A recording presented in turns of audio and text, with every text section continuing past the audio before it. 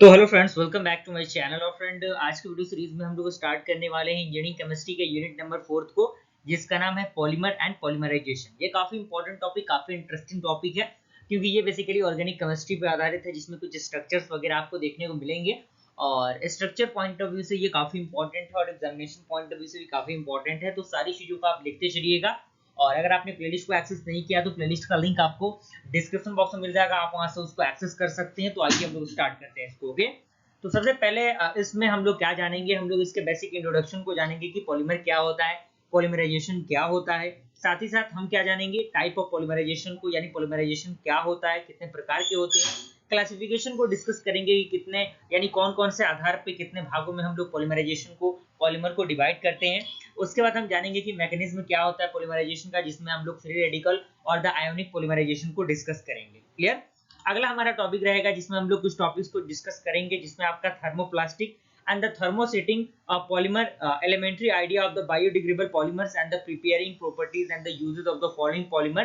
यानी कुछ प्रॉपर्टीज और कुछ प्रिपेयरिंग प्रोसीजर को देखेंगे, जो डिफरेंट टाइप ऑफ पॉलीमर, जैसे आपका पीवीसी होता है, पॉलीवैलेंट क्लोराइड, पीएमएम होता है, टेफ्लॉन होता है, नायलॉन 6 होता है, नायलॉन 66 होता है। इन सारे टॉपिक्स को कवर अप करेंगे। तो आज के वीडियो सीरीज में हम लोग बेसिक से इंट्रोडक्शन को जान लेते हैं, छोटे छोटे टर्म्स को, कि पॉलीमर क्या होता है, पॉलीमराइजेशन क्या होता है।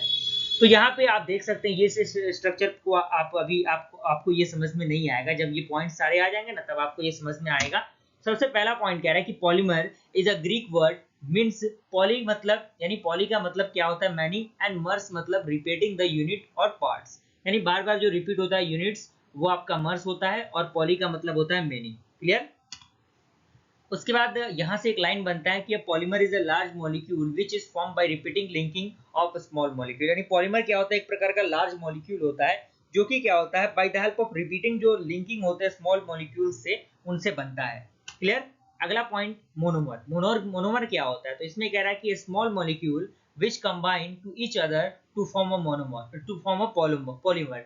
यानी जो स्मॉल मॉलिक्यूल्स होते हैं, जो कंबाइन करके क्या करते हैं, जो पॉलीमर बनाते हैं, उन्हीं को हम क्या कहते हैं, मोनोमर कहते हैं। यानी स्मॉल यूनिट्स होते हैं मोनोमर, जिससे पॉलीमर बनता है। क्लियर। यहाँ पे एग्जांपल दिया गया है, एग्जांपल के अकॉर्डिंग आप समझिए। यहाँ पे एथीन है, इसमें CH2 डबल बॉन्ड CH2 है, यहाँ पे N दिया गया है। ये आपका रिएक्ट करेगा तो प्रो पॉलीथीन बनेगा, जिसमें CH2 single bond CH2 and यहाँ पे N होगा। ये एक और स्ट्रक्चर है। और यहाँ पे ये बेंजीन का स्ट्रक्चर है। यहाँ पे चूंकि पावर पॉइंट स्लाइडिंग में वो चीजें थी नहीं, तो इसीलिए उस स्ट्रक्चर को ड्रॉ कर पाना थोड़ा सा मुश्किल था। तो यहाँ पे आप इस स्ट्रक्चर को यहाँ पे करेक्ट कर लीजिएगा थोड़ा सा। इसको मैं आपके सामने बना के दिखा दे रहा हूँ। ये बेंजीन का स्ट्रक्चर है, जो कि आपको यहाँ पे ऐड करना है, क्योंकि पावर पॉइंट में ये स्ट्रक्चर था और इसीलिए मैंने इसको थोड़ा सा यूज किया। ये स्ट्रक्चर क्या करना है आपको, इन दोनों पॉइंट्स पे आपको क्या करना है, इन स्ट्रक्चर्स को यूज कर लेना है। इन दोनों पॉइंट्स पे आपको इस स्ट्रक्चर का यूज करना है। क्लियर। उसके बाद ये आपका क्लियर हो जाएगा। क्लियर। अगला फ्रेंड हम देख लेते हैं कि जो कंडेंसेशन पॉलीमराइजेशन होता है और कोपॉलीमराइजेशन होता है, वो क्या होता है।